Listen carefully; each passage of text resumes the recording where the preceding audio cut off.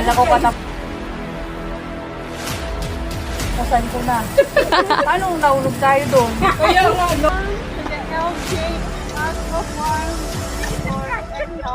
Isip. Kung paano yung daan dito. ng daanan. Sobra Tapos? talaga. Tapos yung pagtingin mo sa left side mo, bangin na pala ilog yung babagsakan. Puro mabato.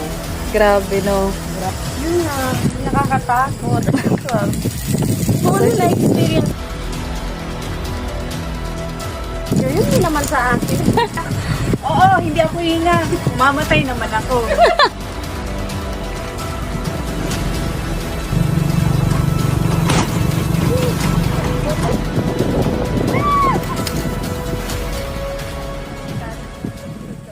Going to Sorsogon. Wow, we have the color orange. What is that? Kwek kwek. Ayan na, oh. Ay, ayan. The kwek kwek and Hindi naman kita sa agya na. Sigsag ko. Sige na, ito ko lang ako. nalula ako. Sleep ka na. Natunay. You're so puti, baby ko. Biglang namutla pala. Akala mo na namuti na, namumutla pala.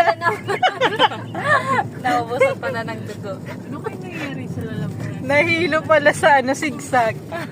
Hayop na sigsag na yan. Ayan na naman tayo. Biglang namuti siya. Labi na bumuti ka na.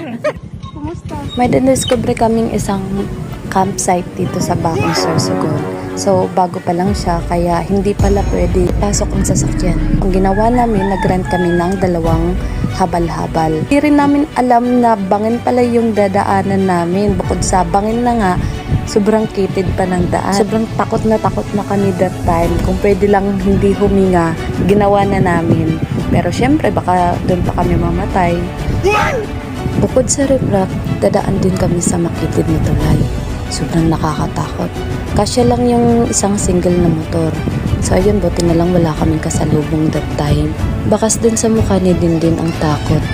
Ang pangamba na baka mahulog siya sa iba. Charis. Hindi namin inakala ganito pala yung dadaanan namin. Pero syempre, nandito na kami. Alangan na umalis pa kami or mag-walk up pa kami. Pali, adventure na rito para sa amin.